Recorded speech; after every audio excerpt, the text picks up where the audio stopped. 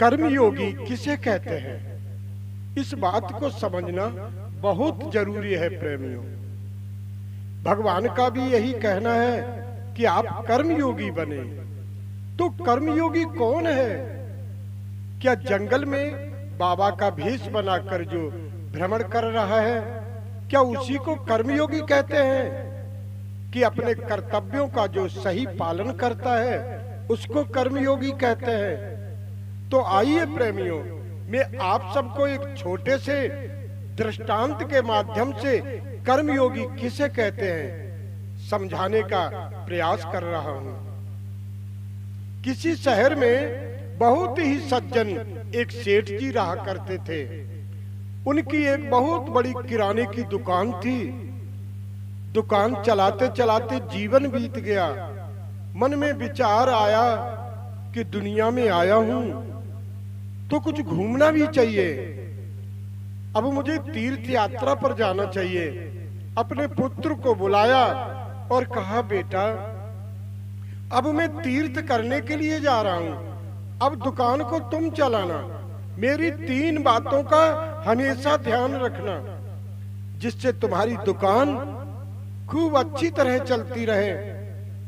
तो पुत्र ने कहा, पिताजी 3 बातें कौन सी हैं? तो सेठ जी बताने लगे, पहली बात तो यह है कि छांव में आना और छांव में जाना।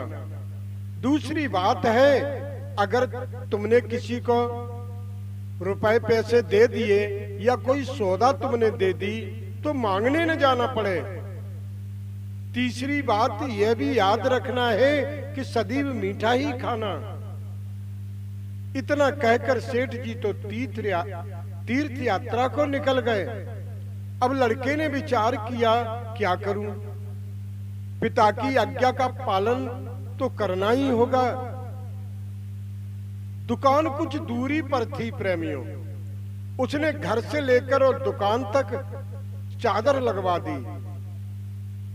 अब रोज छांव में आता है और छांव में ही जाता है। दुकान पर लोग सौदा लेने आते हैं, उनसे ज्यादा पैसा भी नहीं मांगता, लोग उधार ले जाते हैं, उनके पास कभी मांगने नहीं जाता। और हलवा पूरी रोज खाने लगा, क्योंकि पिताजी ने कहा है मीठा ही खाना। तो मीठा बना बना कर रोज खाता है। अब तो बीमार हो गया सज्जनों, और दुकान का सारा सामान उधार चला गया। सारी दुकान खाली हो गई। कुछ पैसा चादर लगवाने में खर्च हुआ और कुछ हलवा पूरी खाने में, और दुकान चली गई पैसा न मांगने में। अब तो एक एक पैसे को तबाह हो गया।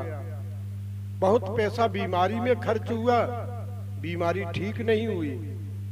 फिर वो जाकर एक संत के पास गया, संत जी को प्रणाम किया और चरण स्पर्श किए और कहा, महाराज मुझे कोई दवाई नहीं लगती, जाने क्या बात है।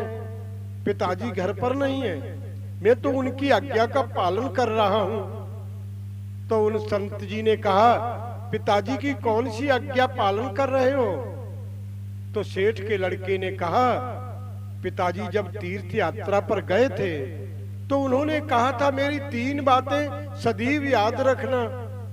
पिता की आज्ञा पालन करना पुत्र का धर्म होता है ना? बोले हाँ, मैं उनकी 3 बातें मानकर चल रहा हूं। तो संत ने पूछ दिया, सज्जनों वो 3 बातें कौन सी हैं? तो उसने बताया, पहली बात यह है, पिताजी ने कहा था छांव में आना और छांव में जाना। तो मैंने दुकान से मकान तक चादर लगवाई, इसमें मेरा काफी पैसा खर्च हुआ। और दूसरी बात यह भी बताकर गए थे, किसी के पास मांगने न जाना पड़े। तो लोग सारी दुकान का माल उधार ले गए। पिताजी ने कहा था मांगने न जाना पड़े।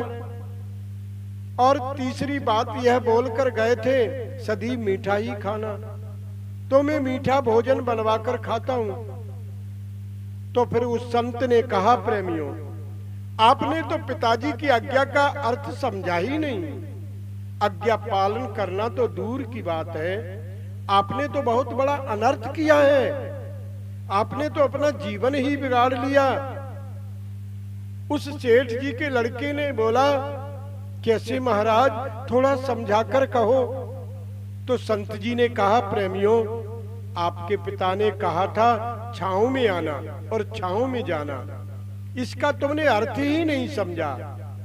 आपके पिताजी का यह कहना था कि सूर्य निकलने से पहले दुकान पर जाना और सूर्य अस्त के बाद में आना, जिससे दुकान का पूरा लाभ तुम्हें मिल सके।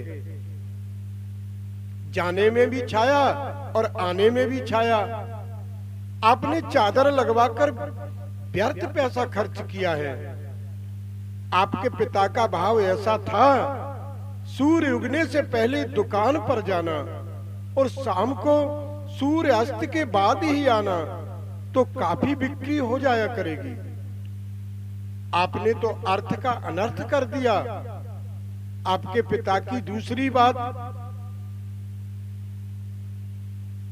कि तुम किसी के पास मांगने नहीं जाना, इसका भी तुमने अर्थ नहीं समझा। आपके पिताजी का यह कहना था कि जिस किसी को आप रुपया, पैसा या कोई सौदा दे रहे हो तो उससे कुछ अपने पास गिरवी रख लो, जिससे तुम्हें पैसा मांगने नहीं जाना पड़े। वो खुद ही स्वयं चलकर तुम्हारे पास आ जाएगा, क्योंकि उसकी वस्तु तो आपके पास गिरवी रखी है। तीसरी बात, आपके पिताजी ने जो कहा है कि मीठा ही खाना, इस बात का भी आपने अर्थ नहीं समझा।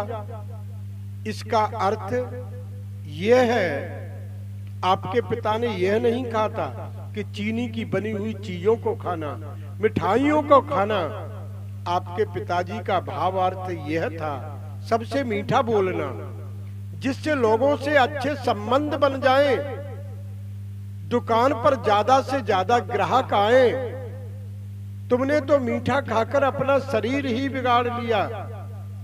हे धर्म प्रेमियों, जैसा हाल उस सेठ के लड़के का हुआ, ऐसा ही हाल हमारा और तुम्हारा है। हर मनुष्य मात्र का है, सबका यही हाल है।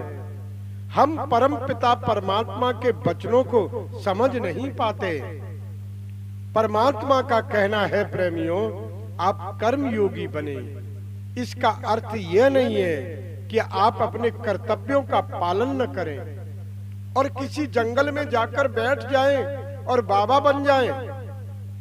परमात्मा ने जिन लोगों की जिम्मेदारी आपको सौंपी है, उनको परमात्मा के रूप जानकर उनकी सेवा करना, माता पिता की सेवा करना, दीन दुखियों की सहायता करना। पत्नी और बच्चे भी अगर आपके हैं तो उनको भी अपने मार्ग से लगा देना, क्योंकि उनके जिम्मेदार आप ही हैं।